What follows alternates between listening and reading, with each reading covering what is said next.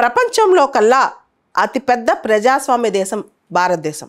ప్రపంచంలో అనేక దేశాలు మన వైపు చూస్తుంటాయి. మన ప్రజాస్వామ్యం ఎలా పనిచేస్తూ ఉంటుంది, ఎంత స్టేబుల్గా ఉంది, అందులోనూ మోస్ట్ పాపులస్ కంట్రీ, ఇంత జనాభా, ఇంత డైవర్సిటీ ఉన్న దేశం అన్నమాట. సో ఈ పరిస్థితిలో భారతదేశం ఇప్పుడు చాలా సంవత్సరాల తర్వాత మళ్ళా సంకీర్ణంలోకి అడుగు పెడుతోంది.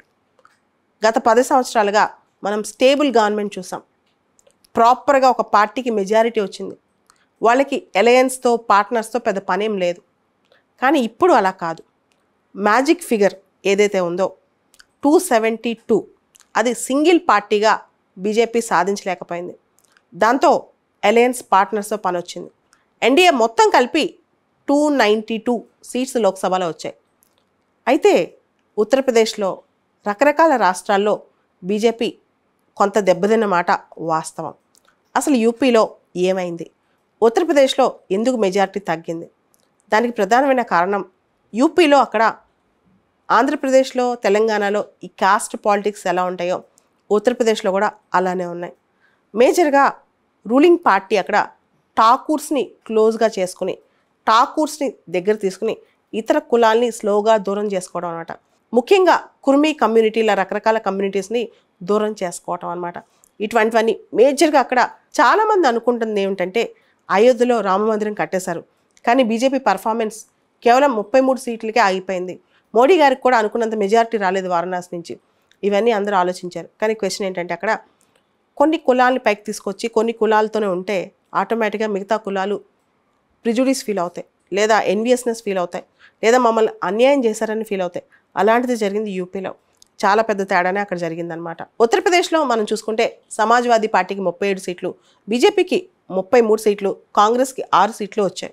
బీజేపీ అక్కడ ఏ కులాల వాళ్ళనైతే దూరం చేసుకుందో అఖిలేష్ యాదవ్ సమాజ్వాదీ పార్టీ వాళ్ళని దగ్గర చేసుకుంది. ముఖ్యంగా బ్యాక్వర్డ్ క్లాసెస్, దళిత్స్, మైనారిటీస్ వీళ్ళందరినీ అక్కడ అఖిలేష్ యాదవ్ సమాజ్వాదీ పార్టీ దగ్గర తీసుకుందనమాట.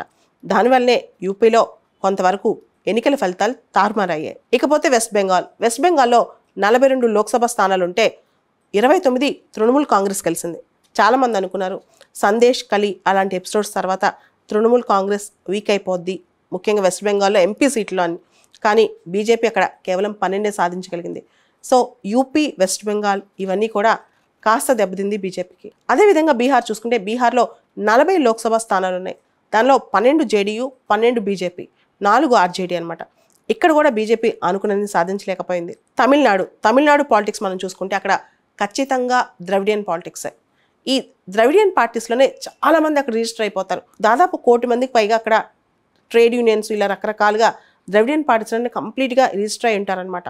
వాళ్ళు బయటకు వచ్చి నేషనల్ పాలిటిక్స్ అనే థాటే వాళ్ళకి రాదు. అటువంటి తమిళనాడులో మనం చూస్తే అన్నమలై అని చెప్పి ఐపీఎస్ ఆఫీసర్, తను ఐపీఎస్కి రిజైన్ చేసి బీజేపీ ప్రెసిడెంట్ అయ్యారు. ఆయన కూడా గెలవలేకపోయారు. బీజేపీ అసలు తమిళనాడులో ఓపెనే చేయలేకపోయింది. 0 కంప్లీట్ బీజేపీ పర్ఫార్మెన్స్ తమిళనాడులో 0 అనమాట. తమిళనాడులో డిఎంకే 22 సీట్స్ వచ్చాయి, INC Indian National Congress 9 seats వచ్చాయన్నమాట. ఇకపోతే కర్ణాటక చూస్తే 28 లోక్సభ సీట్స్, 28 లోక్సభ సీట్స్లో 17 బీజేపీ సాధించగలిగింది, 9 ఐఎన్సీ. కర్ణాటకలో బీజేపీ పర్ఫార్మెన్స్ మనం చూస్తే కనుక 17 స్థానాలు, అంటే కాంగ్రెస్ కన్నా కర్ణాటకలో బీజేపీ బెటర్గా పర్ఫామ్ చేస్తుంది. తెలంగాణలో ఉన్న 17 లోక్సభ స్థానాల్లో 8+8+1 బీజేపీ 8, కాంగ్రెస్ 8 అనమాట. సో బీజేపీ తెలంగాణలో ఫస్ట్ టైం అన్ని సీట్లు సాధించగలిగింది ఎంపీ లోక్సభ ఎలక్షన్స్లో. ఇక హర్యానా విషయానికి వస్తే ఇంతకుముందు 2019 ఎలక్షన్స్లో బీజేపీ 10కి 10 సీట్లు తెచ్చుకుంది. కానీ ఈసారి 5 సీట్లు బీజేపీ, 5 సీట్లు కాంగ్రెస్. అంటే హర్యానాలో బీజేపీ కోల్పోయింది. రాజస్థాన్లో ఉన్న 25 లోక్సభ సీట్లో బీజేపీ 14 సాధించగలిగింది, 8 ఇండియన్ నేషనల్ కాంగ్రెస్కి వెళ్ళాయి. ఇకపోతే బీజేపీ ఒరిస్సాలో 20 సీట్లు సాధించింది, ఆల్మోస్ట్ ఆల్ అవుట్ క్యాంపెయిన్ అనమాట. కేరళలో కూడా 1 సీట్ సాధించింది. అయితే ఇక్కడ మనం గమనిస్తే బీజేపీ అనుకున్నంత రాలేదు. సో కోalitions తప్పనిసరి అయ్యాయి. ఇకపోతే ఇండియా కూటమికి 230+ వచ్చాయి. కాంగ్రెస్ యాజ్ అ పార్టీ 99 సీట్లు సాధించింది. ఇంతకుముందు కాంగ్రెస్ 2019 ఎలక్షన్స్లో 52 సీట్లు మాత్రమే, 2014 ఎలక్షన్స్లో 44 సీట్లు మాత్రమే. లీడర్ ఆఫ్ అపోజిషన్ స్థాయి కూడా కాంగ్రెస్కి లేకుండా పోయింది ఆ టైంలో. సో అటువంటి పార్టీకి ఇప్పుడు మళ్ళీ 99. అయితే the winner come second. LK Advani గారు ఈ మాట 40 ఏళ్ల క్రితం చెప్పారు. బీజేపీ 1984 ఎలక్షన్స్లో 2 సీట్లు వచ్చాయి, 1989 ఎలక్షన్స్లో 88 సీట్స్ వచ్చాయి, 88 సీట్లు వచ్చాయి అనమాట. దాంతో ఆయన ఆ మాట అన్నారనమాట, విన్నర్ ఆల్వేస్ కమ్ సెకండ్ అని. ఇప్పుడు మనం గమనిస్తే ఇండియా కూటమి పుంజుకుంటుంది. Winner always come second. 2029లో ఇంతే బలంగా పుంజుకుంటే అప్పుడు ఇండియా కూటమి కాంగ్రెస్ ఇంకా బలంగా ముందుకెళ్ళే అవకాశం కనిపిస్తోంది ఆల్మోస్ట్. సో ఈ పరిస్థితిలో కోయిలిషన్ గవర్నమెంట్స్ అనేవి మనకు వచ్చేసాయి. రీజనల్ ఆస్పిరేషన్స్ చాలా ఇంపార్టెంట్ అనమాట. అంటే ఆంధ్ర కానీ బీహార్ కానీ, ముఖ్యంగా ఏపీ ప్రజలు ఇప్పుడు స్పెషల్ కేటగిరీ స్టేటస్ కోరుకుంటున్నారు. ఆంధ్రప్రదేశ్కి స్పెషల్ కేటగిరీ స్టేటస్ వస్తే సెంట్రల్ ఫినాన్షియల్ అసిస్టెన్స్ 90:10 అంటే 90% సెంట్రల్ గవర్నమెంట్ ఇస్తుంది అనమాట. దీనివల్ల ఆంధ్రప్రదేశ్ రాష్ట్రం బాగుపడుతుంది, రిసోర్సెస్ బాగుపడతాయి. ఇలాంటివన్నీ ప్రజలు ఆశిస్తున్నారు.